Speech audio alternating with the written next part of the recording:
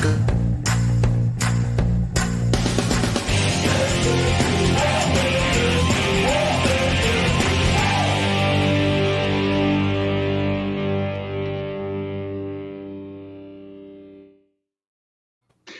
welcome to Unpacking Endpoint Management.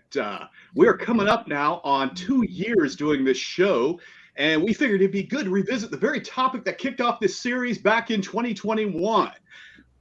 I'm Steve Thomas, and with me is Danny Guillory, and we're going to have a policy pizza party. I've got my pizza right here. But, I am on a diet, Danny, so I've got vegan cauliflower crust here. Because like I said, I've lost 10 pounds and I feel very good. And nothing goes great with coffee like cauliflower pizza. Exactly. How you doing, Danny? I'm good. Man, I can't believe it's been 2 years. Has it really been 2 years, or did you just make that crap up? No, it's been 2 years. I do remember the first show was the policy pizza party, though. That's right. Have we recovered from Mardi Gras? I think I've recovered from Mardi Gras. I have not. And for those who celebrate. Yeah, I have not. It's still a date. Probably next week I'll be recovered. So, Danny, who we got with us today? Oh man, we have just a great team. Like, I really just wish I was there. Like, I miss all of you in person, like, so much. Wait, I thought we were all in the same room here. Oh yeah. We did the whole fancy background thing. Yeah. Now just seeing everybody makes me like miss you guys more. Like I want to like do what we always did. Like go to have dinner, go lunch, have beers, drink, just talk and have fun. But work. Oh man, work. Yeah. But anyway, no, great cast. I won't even introduce everybody. I'll let everybody introduce yourself. Tell everybody how great y'all are. Let's go clockwise, starting with Joe. Go for it. Thanks. My name is Joe Lurie. I'm on a team that Danny used to be on called the Intune Customer Acceleration Team. Thank you, Danny, for moving on, opening up that spot for me. I don't have pizza because my 14-year-old stepson this morning got up and ate my pizza that was left over from the other night. So sorry, I don't have pizza today for this pizza party, but I'm here in pizzas in spirit. Hey everyone, I'm Mike Donosky, also known as Mike Dano or just Mike if I'm the only one in the room, which is pretty much never the case. I am a product manager. I'm responsible for sort of the engine on how policy gets delivered to devices.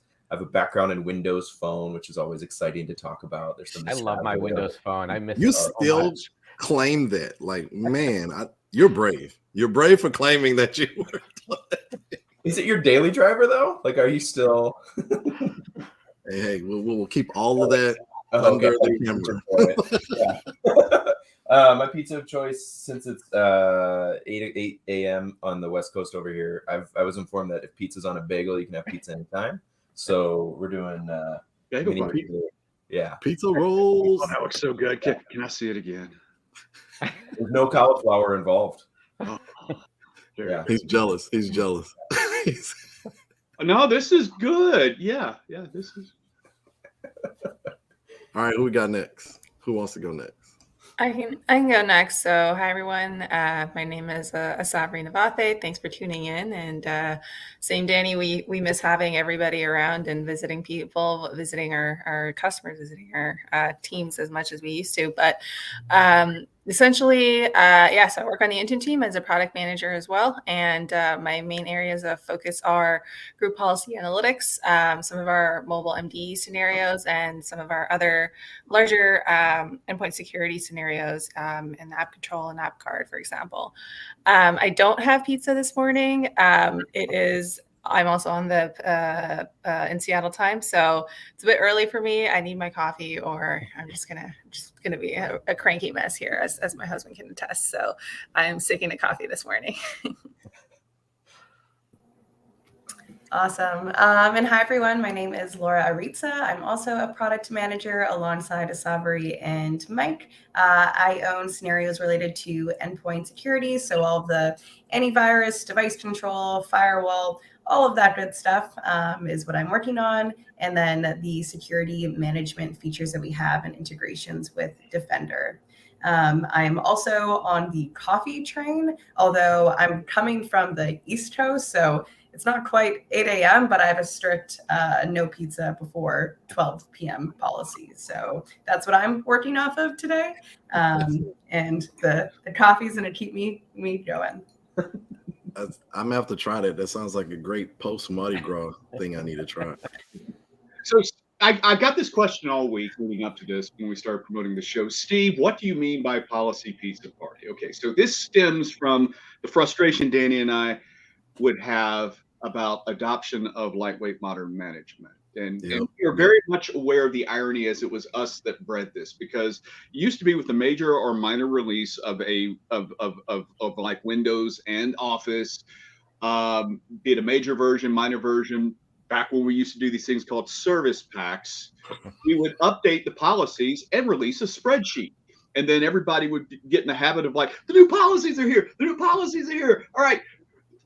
The spreadsheet's available. All right, let's all get in a room and let's go through each of these policies one by one, line by line, and we'll order pizza. And of course, fast forward with Windows 10 dropping a new version every 6 months, Office now dropping every 6 months or every month, and it got really, really interesting. And so the idea here is twofold. Obviously, we want to talk about the policy advancements that have happened in the nearly 2 years since we first debuted this show with this topic.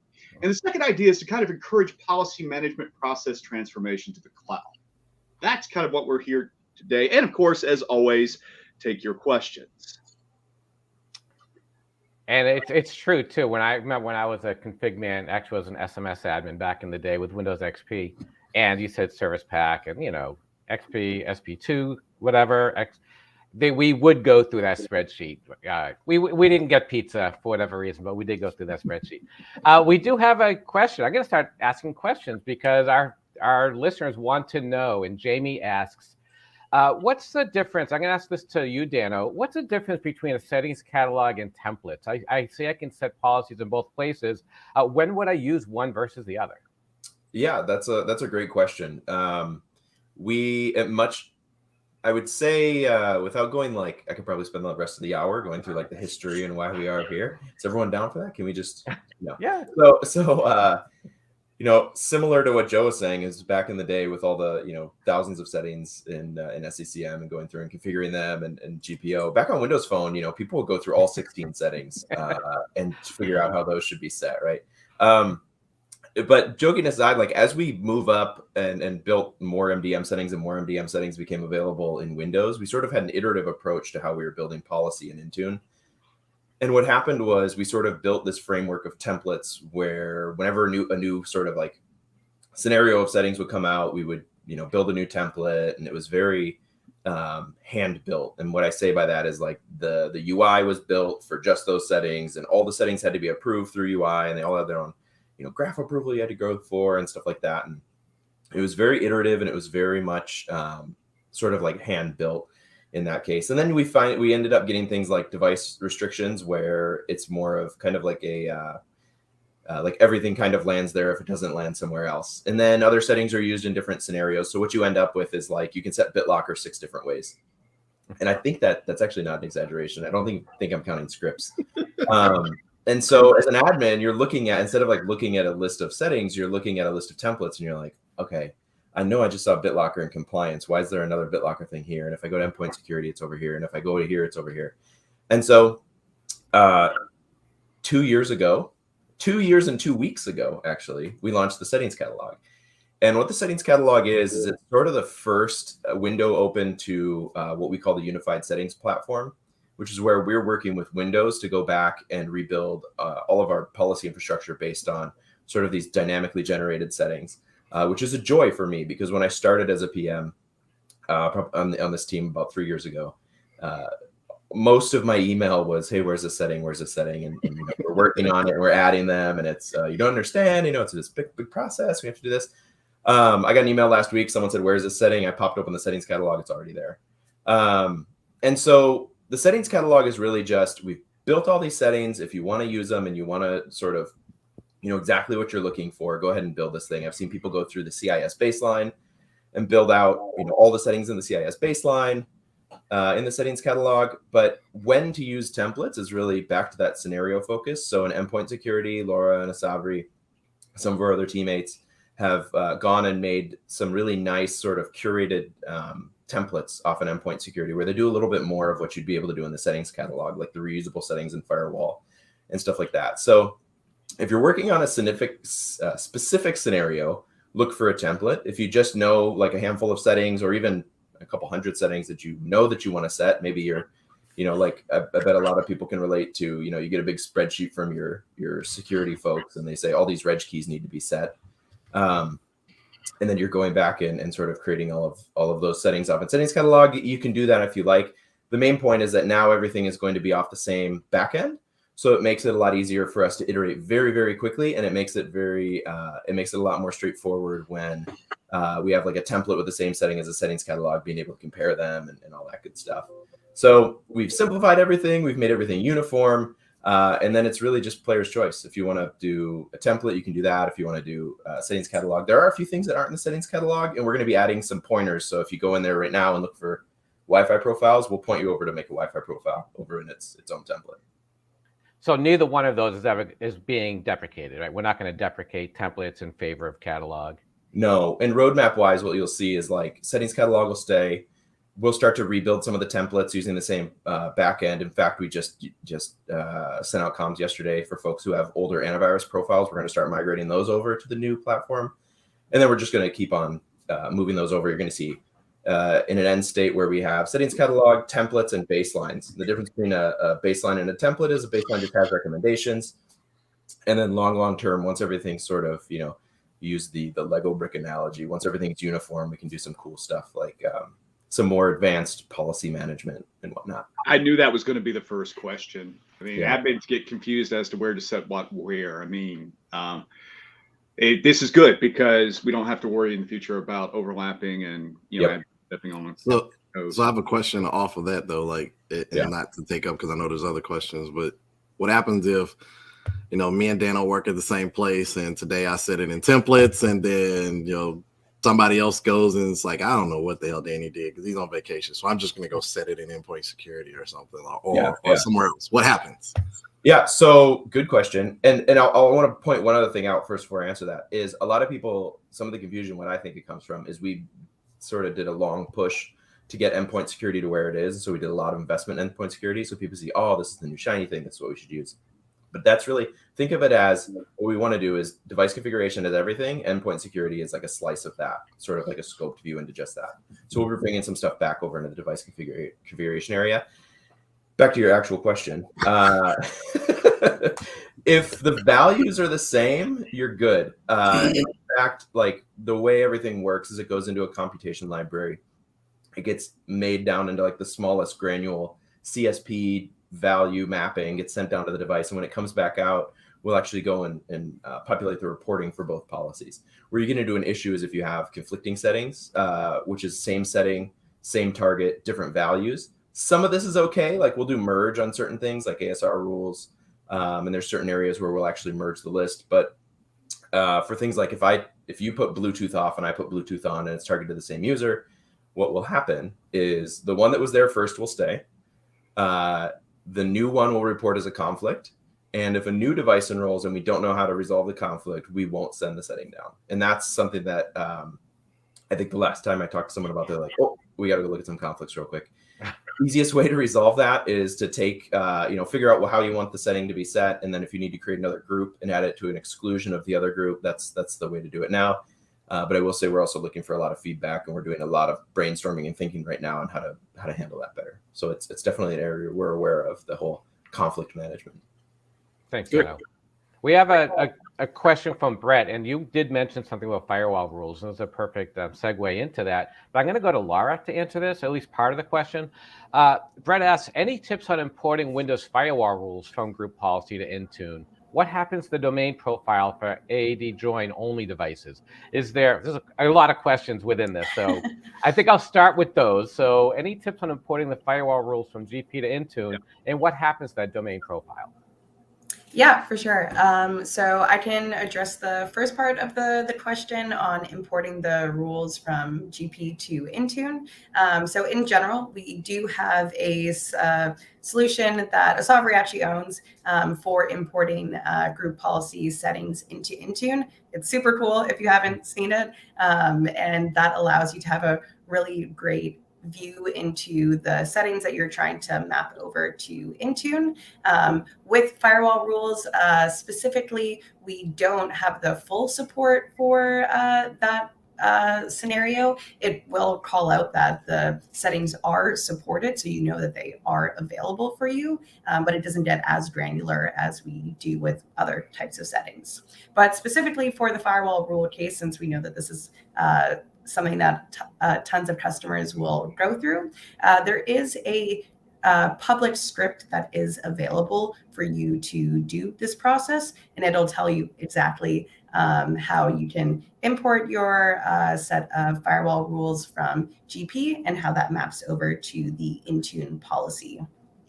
And when you come to the Intune policy, we have a dedicated section within endpoint security for firewall. This is where you would configure all of your related firewall base settings and then the rules themselves. And with the experience in Intune, we're adding tons of new improvements and additional functionality there, actually, which is super awesome. We recently launched the concept of reusable groups, which actually allows you to create a group of remote IP addresses or fully qualified domain names, which is brand new functionality, actually. And with that group, you can actually create and manage multiple firewall rules and reference that list of IP addresses and FQDNs so that you can have, when you're managing all of these tons of rules and different policies with those rules, to ease some of the overhead and management if you need to add a couple of more addresses to the list or make updates.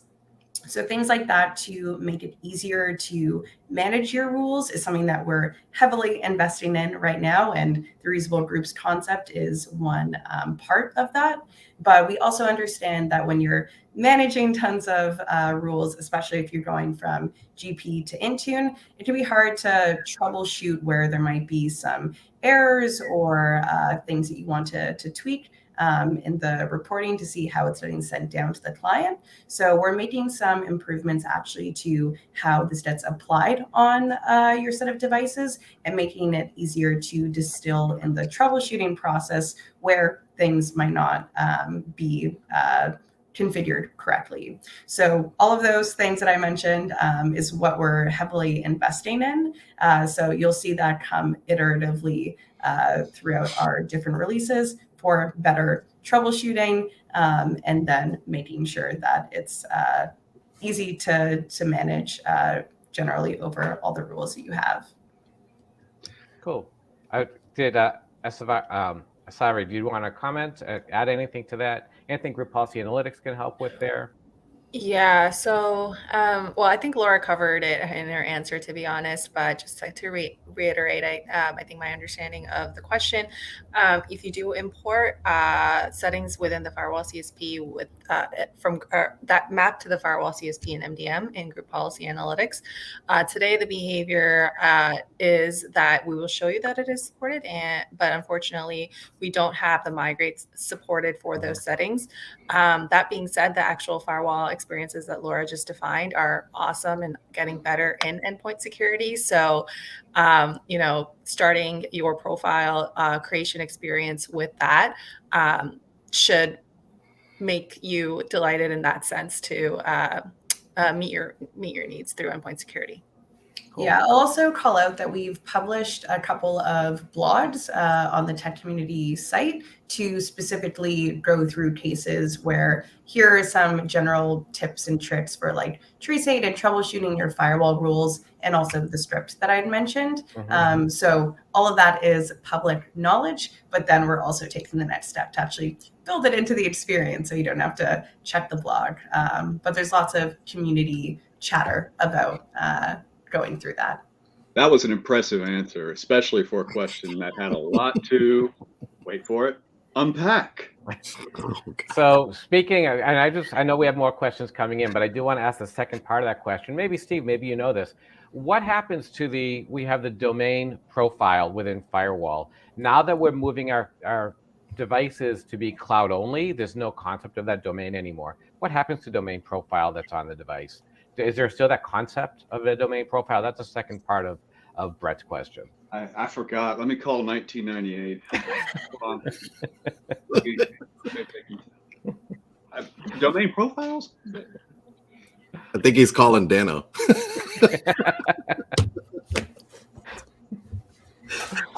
Yeah. Hey. Well, so I actually want to take a piece of that. I want to say I've worked with a lot of very large companies who are working on building and moving over their estate. One company in particular has imported.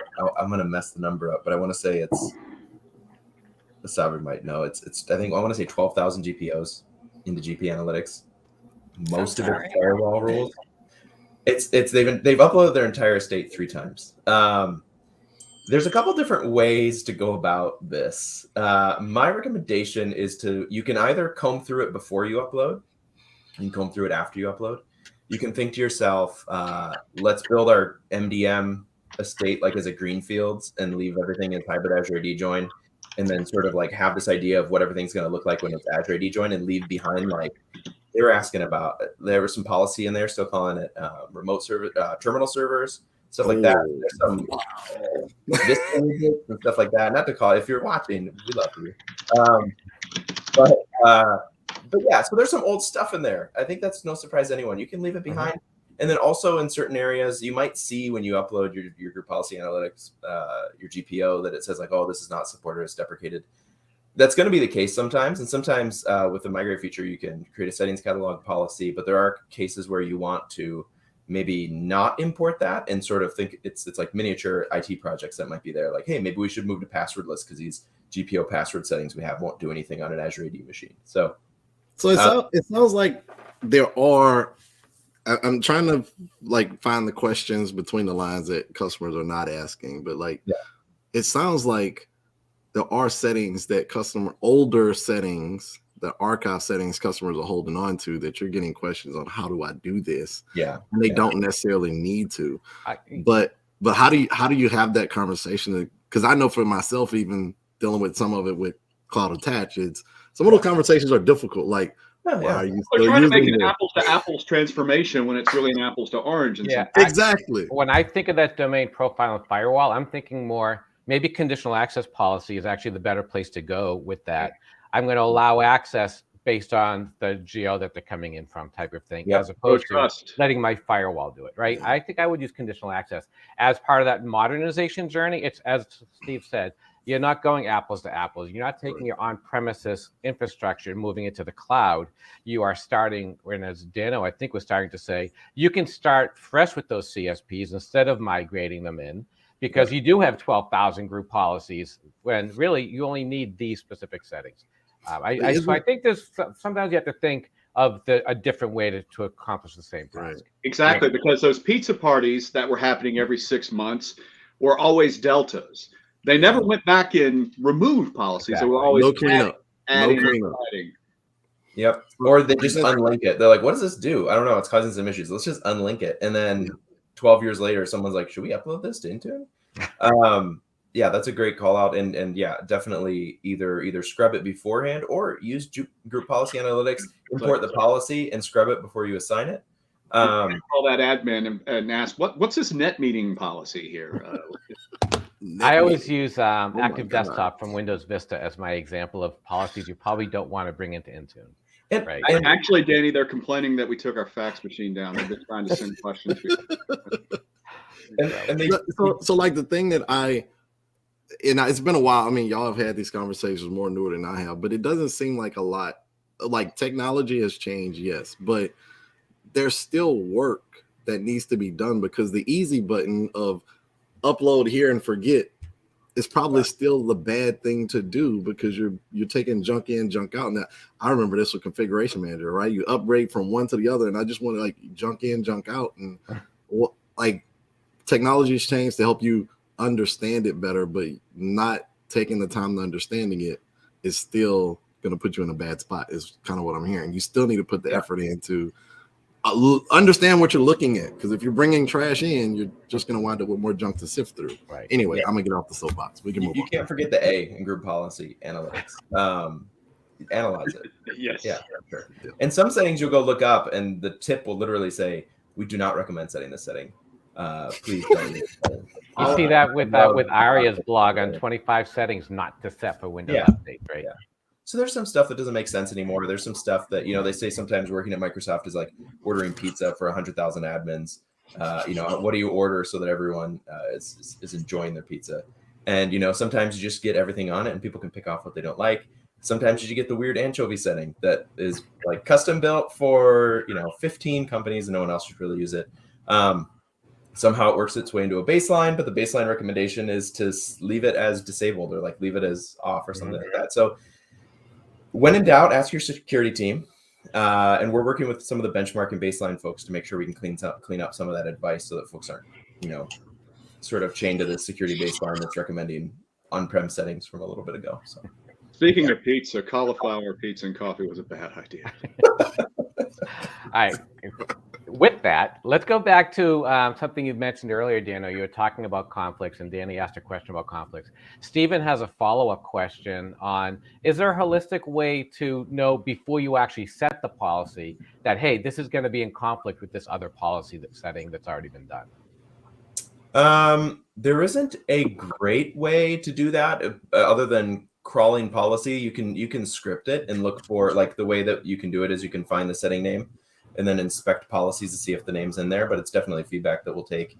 Once it's assigned, if you assign it to a test device, I like going to the troubleshooting blade to sort of see what policies are assigned. That's another good tool to use if you're trying to just look at a point device and see, what's this thing going to get, and you can see all the policies there and compare them as well. That's a good answer.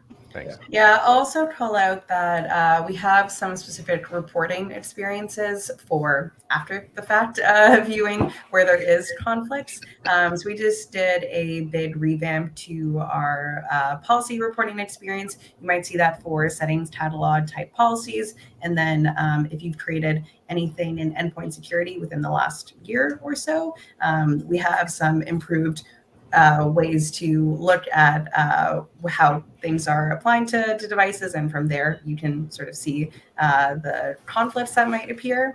We also have a dedicated report called assignment failures, which will show you the set of policies that have devices in a state of conflict. So that at least gives you sort of a view to say, hey, there are things in conflict. You can drill down to go and see which settings and which devices that conflict is appearing, and sort of do the troubleshooting process from there. So we have made some improvements to be able to have sort of the awareness that, hey, there are conflicts, but until we get to a better way to actually see where the conflicts are, that is at least a path that you can go down.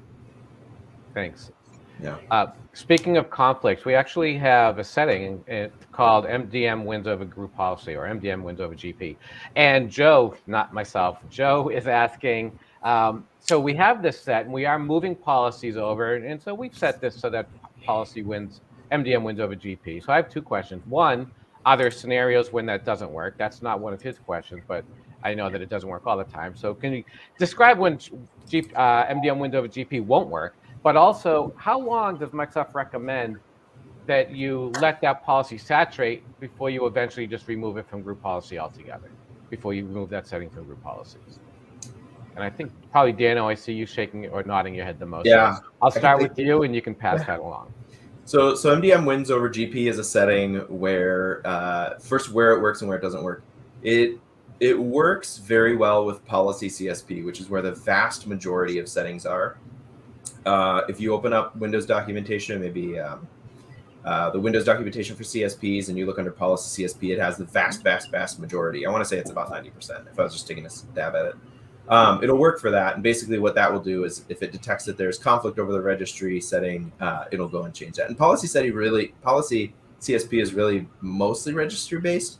Some things that aren't registry based are like I think the BitLocker CSP, firewall CSP, and stuff like that.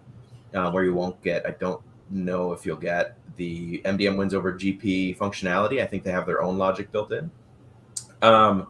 But as to the timing, what I would recommend is that it varies based on how big or small the group is. If you're deploying this out to hundreds of thousands of devices, it's going to take some time for every device to pick up that Windows policy or the Intune policy. By the numbers, what I see is for a given tenant, about 15 days for the whole tenant to check in and get policy for all devices, just with, and if you're at school, obviously take your timing into consideration. And if you're not in a rush, leave it for a little bit. Even 30 days isn't terrible. 15 days is probably about average, what I would say. If it's a small group of test devices that are checking in regularly, or, I almost said iPads, like devices on a cart that are sitting there checking in frequently, by all means, take it out a day later. I recommend first, you can block inheritance on the OU is a great way, because then if something weird happens, you can just turn it back on instead of unlinking it, trying to figure out what you were doing. Some people will go for the full domain disjoin, which again, it works. So yeah, there's a whole bunch of different options. I think we probably have to do a little bit more on sort of that thinking around the actual step-by-step process. I haven't seen good guidance out there as far as like, do this, then do that, do this, then do that. Generally, policy layering is pretty much is pretty safe. We're doing the same thing right now for our migration, which is why I'm aware of the 15 days number, because we'll layer policy over, and then once everything's reporting good and everything looks good, and we see within about 15 days the majority of devices are checking back in, because you want to saturate the reporting, right? Make sure that you have a status for all the devices that are checking in, and then you just unassign the older policy, and then you're good to go. Great. It's not as scary as it sounds, because the other thing is when someone logs in, it's going to check in. If it's been off for 2 weeks and it turns on, it's going to check in. So you're going to get that check in unless something's broken. Yep. But yeah. Thanks. We have some feedback from Nigel on the tech community, and it's just feedback. And the biggest challenge that Nigel has with his company in migrating policies is group policy preferences. And I remember when GP preferences came out, I don't know, in Server 2003, Active Directory, somewhere around that time frame. And it was a godsend. People loved it, right? I can map drives, map printers, I can set registries and create tasks, schedule tasks. But now that we're moving away from group policy into MDM, the biggest challenge, there is a challenge on migrating all those group policy preferences. Even though it was more of a just feedback from Nigel, what do we recommend on migrating preferences, some of those preferences? I could take this one. So group policy analytics, I think, will come and say that it'll either say that it's not supported. Savri, do you know if it'll say like if it's so we went from a phase where we totally ignored group policy preferences, then we heard the feedback from people, from many people, in addition to folks like Nigel. Many people, yeah. So we switched. We added logic.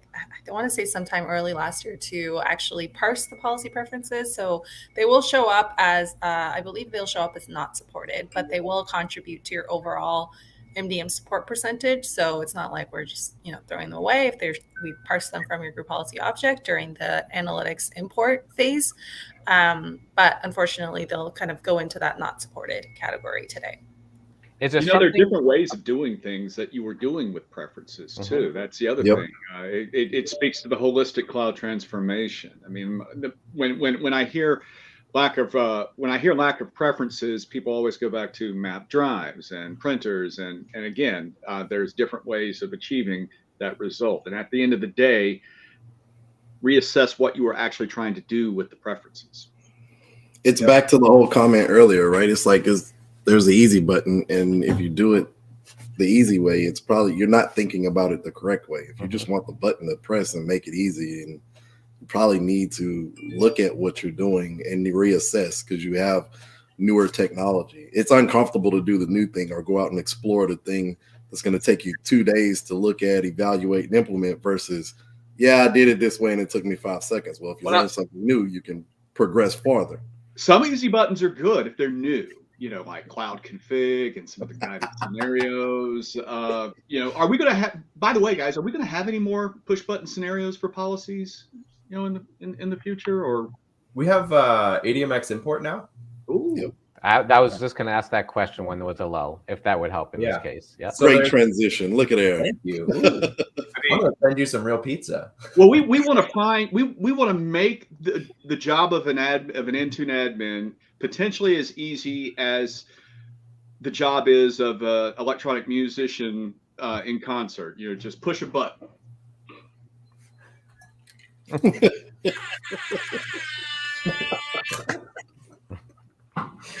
Dano has told me that's now taught me we are lacking props on the show. I'm not Anyway, even. Dano, do you want to talk about importing ADMX a little bit before we go to Edward's question? Yeah. So in the past, what you would do, if you have any setting that is a reg key that's outside of, I think it's system and Microsoft or software Microsoft policies, almost have them memorized. But if it's outside of those areas, you can use what's called ADMX install. There's a CSP that allows you to do two things. You can first install an ADMX file, and then policy CSP knows what to do when it gets those commands later for each node. This used to be only through the custom profiles for OMA URI, which was terrible to manage. It was incredibly tough. And then even further back, you couldn't overwrite it once it was written. So you had to do diff files and all these weird mechanisms. So we created ADMX import. What you do is you basically put your ADMX file in there. It will, and any required parent ADMX files. And we're working on some of the issues there where, like, today you have to do Windows. You can either upload Windows ADMX first or just remove it as the parent namespace. That doesn't really have any effect from what I can tell. And then you can I can tell. Yeah. I haven't like fully tested like myself, like I'm gonna do this and then they work. It's just a reg key at that point. It just affects the presentation on how we show it. It'll be like its own parent folder, which is actually better, I think. But you can go through and upload those. You can craft your own. I've used ChatGPT to craft some ADMX files. It did require some proofreading and some issues that ChatGPT was able to fix, but I'm just saying, so if you have a reg key that you need to set, keep using that. That's going to be our way forward for anything like that. And then, of course, we're still listening to feedback. There's a great map drives, ADMX floating around out there in the community. And then obviously for LOB apps or third-party apps. So if you're going to use Firefox or Zoom or insert your app there that has an ADMX file, look for the ADMX file. And most of the time, some of the bigger applications have them.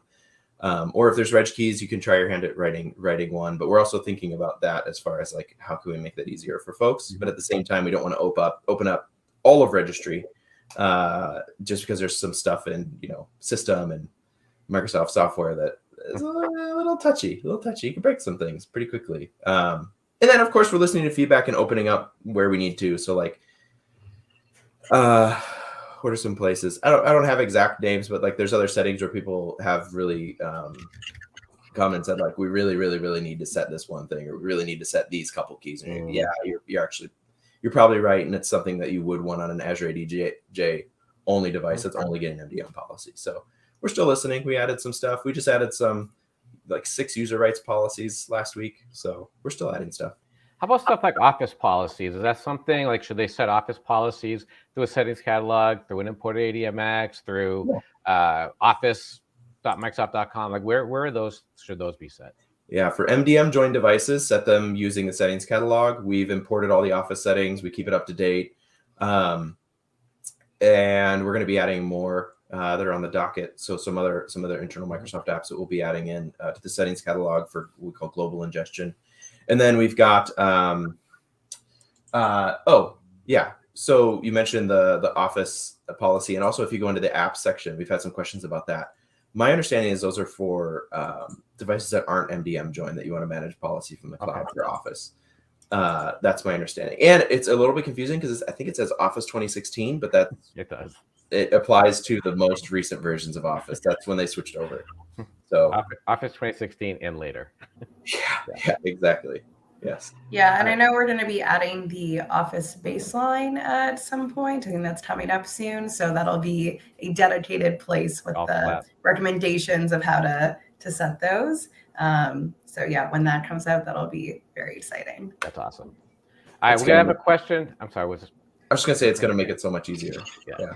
We do have a question from Edward, and we've talked about conflicts a couple of times. And Daniel, you may have answered this already before it was asked, but I'm going to go ahead and read it. It's kind of long, so I'm going to move my face towards the question. With Intune, if we have two configuration profiles that manage the same setting, and in one policy the setting is set to enabled, and in another policy the setting is set to disabled, it's our understanding that the setting will not be set because there is this conflict. And there is no such thing as last one wins like we have with group policy. Does Microsoft have any plans to change this behavior to include something like link order for managing this priority? We don't have a plan. We're looking into some ways that we can make that easier for folks who understand it's a pain today when you have conflicts. Today we say stay away from conflicts, use exclusions, use filters, and stuff like that in order to avoid conflicts. But yeah, we're trying to think about how to make that better, of course, and nothing to share today, but we're and I don't even think I would have something to share if, it's not a disclosure thing. We just don't know what it looks like yet. That's actually a good segue into a question that we have from Jay. And Jay's question is that, I'm sorry, it's from Soon, and I apologize if I'm pronouncing your name wrong. We have device filters today that we can use to include and exclude devices from policies. Will there be support for user filters? I see a lot of, yeah. What would be an example of that? That's not already part of AAD. If I had to guess, it's probably like usage location, something like that.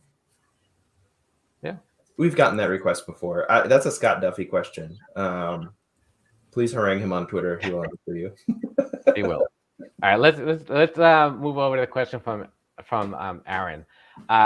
And this is going back to setting reg keys, and it's actually about reg key values. Can you discuss a plan or a blog where reg values can be set via configuration profiles in Intune? If the reg value is deleted, will Intune add the reg key back? And can you control the setting via registry under policy manager section? And I'm going to go back to probably Laura or Dano. But even with that, Windows 11 has something, and Steve, maybe you can answer this. Config lock in Windows 11. Is that what they're asking for? Yeah. So I'm thinking it's config lock that would answer this. But do we have something? Can we discuss how to set reg keys? And if that reg key is deleted, will Intune automatically put it back? Is it like a required field? Yeah, Intune will put it back if you delete it. There's a mention about the policy manager section in the registry. The policy manager is a manifest of all the nodes or all the commands that were received from Intune. You will see, like if you go to node cache, you'll see like the whole list if you want to go look for a certain one. We store all of ours under the provider folder, and then you'll see the default folder, and then the current folder is sort of like the superset of everything, the superposition of all the policy that's coming down and set. I would not recommend messing with that. I've seen some people who've been deleting keys there just out of like some troubleshooting steps and stuff. If you do delete it, it'll set back the next time Intune runs, unless you like delete some of the enterprise management keys that would break Intune sync and stuff like that. Again, not recommended. You're going to get yourself into an unenroll, re-enroll scenario. Yep. There isn't a blog or anything on which reg keys are set by each CSP. Sometimes it's many, sometimes it's none.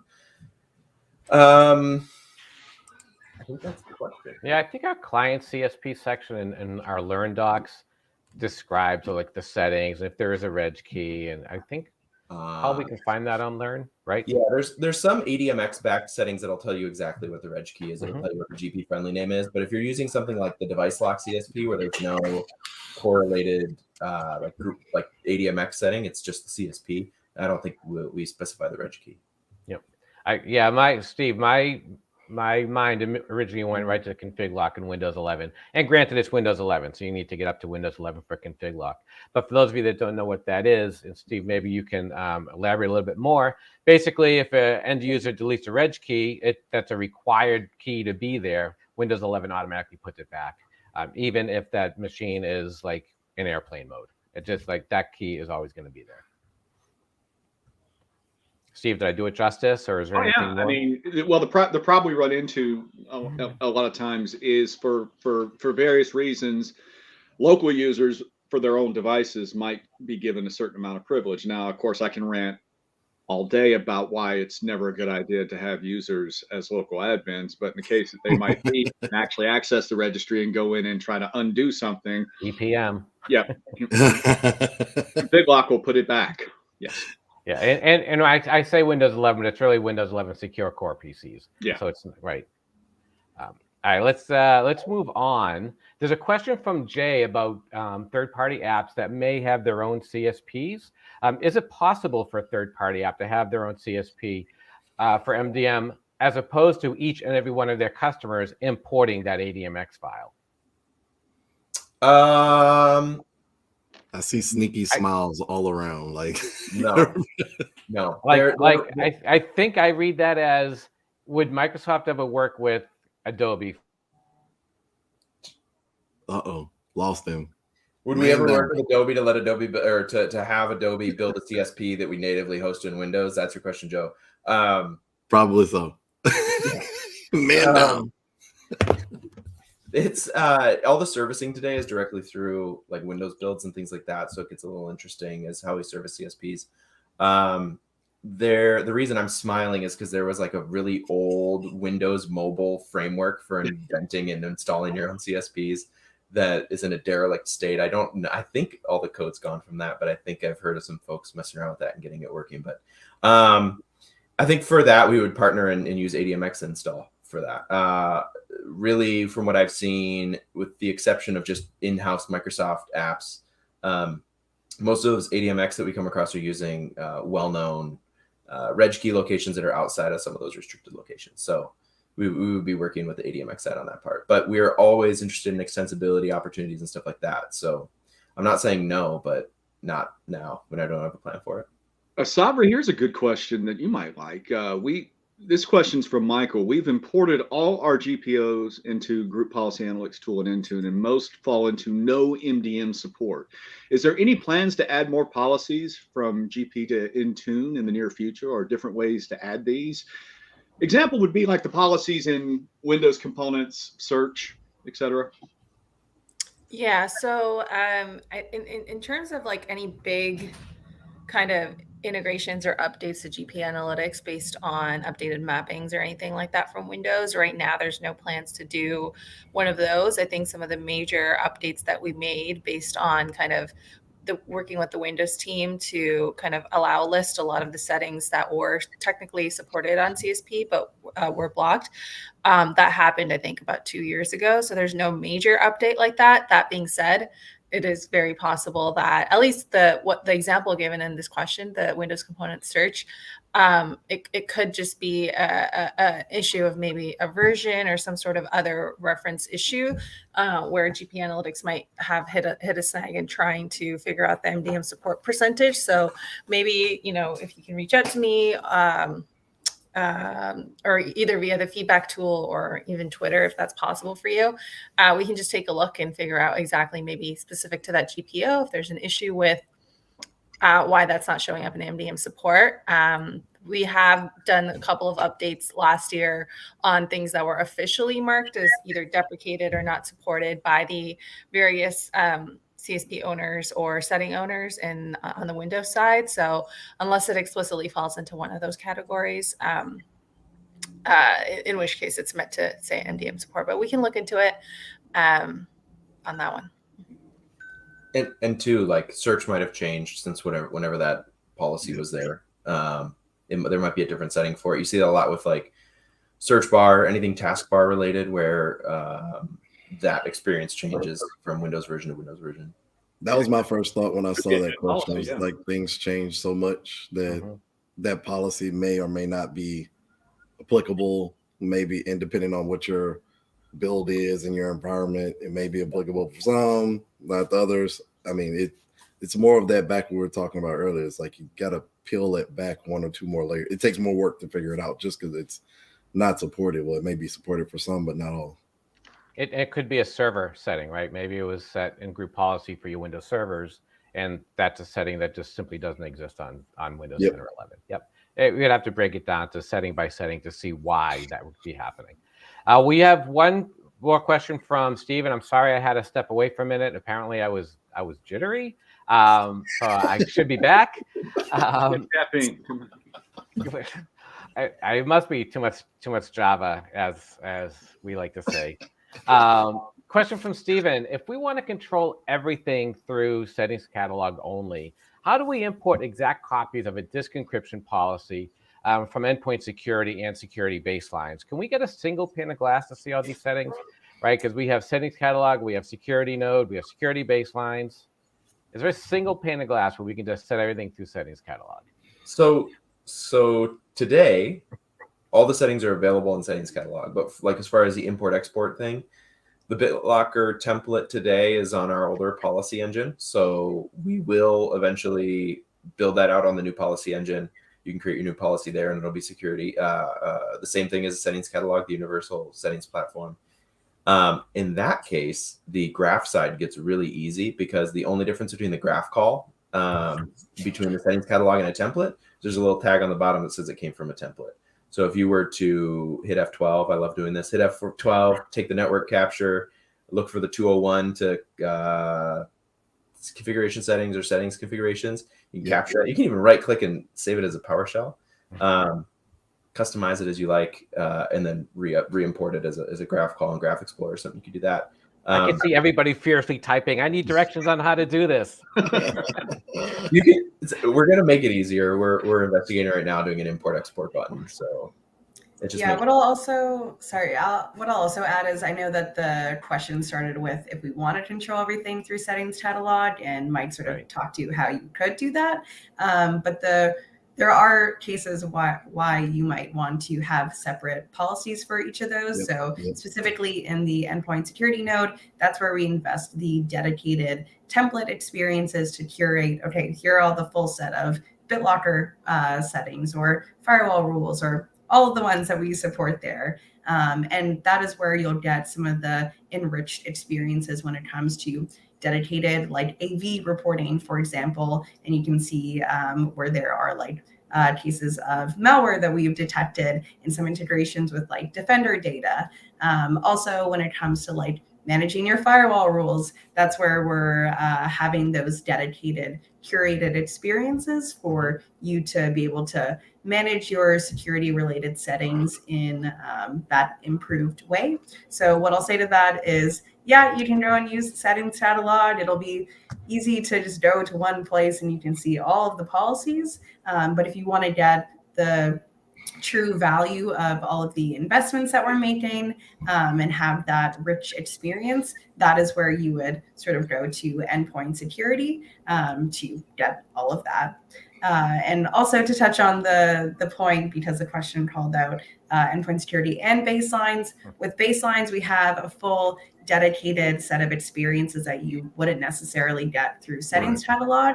So when it comes to new versions that are available, there's like a version upgrade process. And it makes it super easy to know, okay, this is the new set of recommendations. Here is where the differences are from last version to this one. I can make that process way easier and then see specific reporting on the fact of like, okay, here is where I make some customizations from the baseline and how to carry that over to the new version. So there is benefits to either, but the reason that we do separate them out is for those dedicated experiences and to bring you the value to make it way easier to manage all these settings. I love that answer from both of you because it says, here, I'm going to answer your question, but then I'm going to, using Steve's term, unpack. I'm going to unpack why you actually why do you want to do this? Because this way is really why we've done what we've done, right? So I love the way that both of you were able to answer that. So that's fantastic.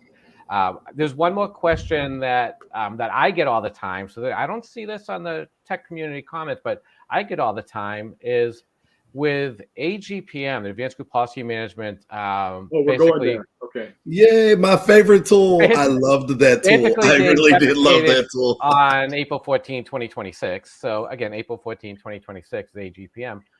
But we're asking our customers to move to Intune. Is there something like an AGPM coming for Intune policies? Nothing confirmed, but the feature set is amazing. So we're looking at what we can do to make policy management. We're always looking at what we can do to make policy management easier. That's where we've done this whole behind the scenes switch to sort of make everything uniform, and now we can start going. So you'll see some stuff. I can't say we're gonna, take AGPM in whole and put it in the Intune console, but yeah. Well, since we're going there, on that note, what's the best way to achieve the equivalent of RSOP output, RSOP output, on a client managed only by Intune? Yeah, I would look at for RSOP. I would look at and RSOP, by the way, for those of you who don't know RSOP, RSOP, resultant set of policies. Go ahead, Mike. Sorry. I would look at our reporting first on the Intune side instead of inspecting the device. If you're going to inspect the device, run the MDM diagnostic, which is in the same place when you're enrolling. So it's like accounts, add work or school account, and then on the right side, I don't know if it's switched on the right side. I'll just do both. On the right side, they'll say like export your MDM logs, and that'll have an HTML. It's super noisy, but it's a source of truth, and it'll tell you. You can search for the setting and see if it's in there. It's noisy because it has all the little everything that's been configured by like OEMs and stuff like that, or I call them knobs. Yeah, knobs. Knobs. I think there's a knob CSP, but then there's provisioning packages and stuff like that will all show up there. So that's the best way to get the holistic view. The problem with the holistic view is it's massive, so you need to pare it down a little bit. Yep. All right, we have a question that's coming in about a hybrid Azure AD join. This is like everyone's favorite topic is hybrid Azure AD join. But the question isn't specific to hybrid Azure AD join. It's in a hybrid Azure AD join scenario. If I have an MDM policy that adds a domain group to the local admin group on the device, what happens if that device can't actually talk to a domain controller? It's a laptop that's at home. It's not on a VPN. What would that cause an error on the policy dashboard? Because the policy was applied, but the setting wasn't applied, right? The policy was received, right? But the policy itself couldn't have been applied. Laura, do you know this? If you're using local users and groups, and if you specify a group does the group still exist in Windows? I don't know. I think the group still exists in Windows. It might still set. You just doesn't do anything. Do you know, Laura? So we do have support for like hybrid AD join scenarios. With this specific case, I might have to look up the CSP behavior for that one. So I can also post it in the chat because that should have like a full set of details of how the CSP works. I know they did an awesome job with the documentation. So for that specific one, I may need to confirm before I give my assumed answer. So I can put that in the chat for now, and then we can circle back if I find the answer. My assumed answer is the SID of the group will show up on the local device. It just won't be what's the word I'm looking for? Useful. That's not that it won't be useful. It won't be identified as like, domain / an actual username, user-friendly name. It'll just be a SID until it talks to domain controller. Again, that's just an assumption on my part. We have just a couple of minutes left, so I'd love to start with Danny and going clockwise, at least in my way I see it. Get some parting thoughts. Danny? I don't know, like the whole theme of everything we've talked about so far just screams like the technology is there to help you make better decisions, but the decision is still yours, and you need to do the work. Maybe not as much as you did in the past, right? Because we took Excel sheets and compared them side by side. Now you have more tools to make better decisions based off of all the different signals that we can provide, but you still have to do some of the amount of work to make said decision for your organization and what's best for you and your practice. So those are my parting thoughts. Like, all the info has been really great, though. It's good. Thanks. Okay, Steve? So my parting thought is addressing the controversy on Twitter involving Danny and I's Twitter handles are supposedly outdated. We may or may not have a poll. We may or may not change them, but we're not Mad ignoring. virtualizer, SCCM Avenger. Dano. Oh, Dano, you might be muted. Yeah, you're muted. That's what he's got to say. Muted. That's it. It was the solution on how to solve all your GPO woes. I'm sorry it was on mute. I'm not going to repeat it. I apologize to everyone. Actually, I'm not sorry. No, what I was going to say is if you're stuck on a setting, you're not sure if you should bring forward, ask yourself if it fulfills a security requirement. If it fulfills a security requirement, bring it forward. If it's not applicable, make sure that you update your security requirements. And then see if it's adding productivity. If it's not doing one of those two, question why you have it in your environment. If you're like turning off the weather widget or something like that, and you're not like, someone will say like, well, I'm in an industry where the weather widget poses a risk, then sure, turn it off. But for the most part, let your users decide if it's not security or productivity related. So that's my bit. We're a little over time, so let's finish up real fast. Yeah, I was just going to say, like, tools like GP Analytics and all the new enhancements to creating policies, even from scratch. I think we love the feedback. Keep sending the feedback on making it as easy and simple for our customers to manage. And that's definitely deep in our minds as we try to build out new experiences as well. So those are my parting thoughts. Yeah, I'll just say thanks for all the feedback. This is awesome stuff. Keep looking out for all the new things coming out. And thank you so much, everyone. I don't have time, so goodbye, everyone. Thanks so much.